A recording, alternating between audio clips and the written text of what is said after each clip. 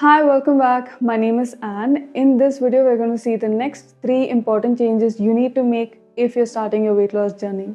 This is part 2 of the 4-part series of weight loss. In case you missed part 1, you can check it out here. The next change we're going to talk about is changing your portion sizes in all the 3 meals. Last week, I talked about changing your portion sizes only in the dinner. We're going to apply the same principle for all the 3 meals from now. You don't have to change the quantity of the food you're eating. Keep the quantity the same, but change the portion of protein, carbohydrate, and vegetables that you're having. For example, this is how much you're eating. This is not your plate, this is how much you are eating. 1/4 of it should be carbs, 1/4 of it should be protein, and the remaining half should be vegetables. Let me put it in simple terms. If you're taking 1 small cup of rice, take equal quantity of protein and double that size of vegetables. I hope you get the point. So you're going to apply this principle for all the 3 meals that you're having. In case you wonder what I mean by carbs, it is the rice, roti, wheat, pasta, noodles, all those main dish that we're having. That is what we call as carbs. They are rich in carbohydrates. And when I say protein, I mean protein-rich food. This includes fish, chicken, eggs, paneer, tofu, legumes, beans, and by vegetables, I mean all sorts of vegetables except those root vegetables which are highly starchy in nature. For example, potatoes, sweet potatoes, tapioca, yam, etc. These are rich in starch and they are equal to having carbohydrates. In case you're not able to cook a lot of vegetable on a certain day, have cucumbers, carrots, onions and tomato handy always. You can make a salad out of it and have it instead of cooked vegetables. Adjusting your portion sizes is a very easy method to follow. You don't have to count your calories, you don't have to waste your time. It's very simple and easy to remember and you can follow this for life. So I hope you start doing this from today. The next change we're going to make is fixing your meal time. Last week I spoke about fixing your dinner time. I asked you to have your dinner by 7 or 8 p.m. max, preferably 7 p.m. That means you have to start having your dinner by around 6:30. So let's say your dinner time is at 6:30. Now we're going to decide your breakfast and lunch. For example, if you're having your breakfast at 9 o'clock, have it at 9 o'clock every single day. And then let's say your lunch is at 1 p.m. Have it at 1 p.m. every single day.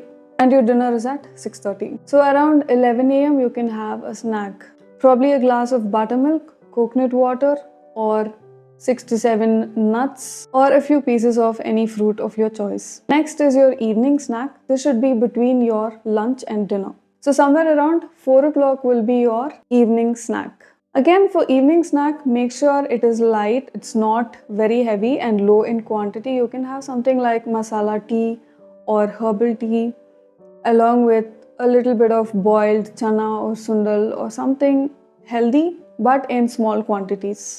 Because if you have a heavy snack in the evening, you won't feel hungry by 6:30 and you will tend to postpone the dinner and everything goes wrong after that. In case during your mid-meal snacking times, you're not hungry, you already feel full, feel free to skip it.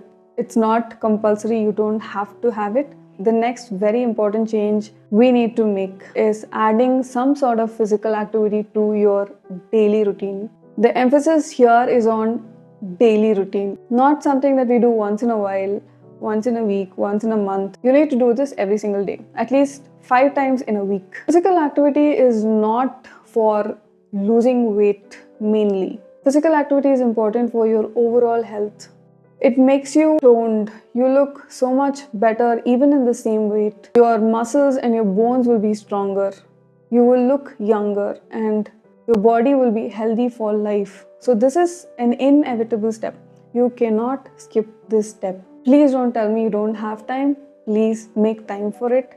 Even if it means you have to wake up early by 30 minutes or so, do it. There is a way if you really want to do it. So make time for it. In case you don't have any kind of physical activity going on already, try to at least go for a walk for 30 minutes a day to start with. You can do this early in the morning, or in the evening or after dinner, whichever time is convenient for you. If you're already doing some sort of activity, try to increase the intensity a bit.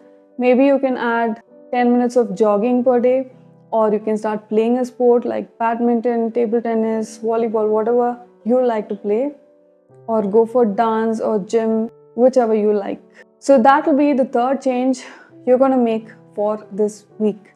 And I want you to follow these three changes along with last week's three changes for the next 2 to 3 weeks, and then go to the part 3, which I will be releasing soon, and then add those changes slowly.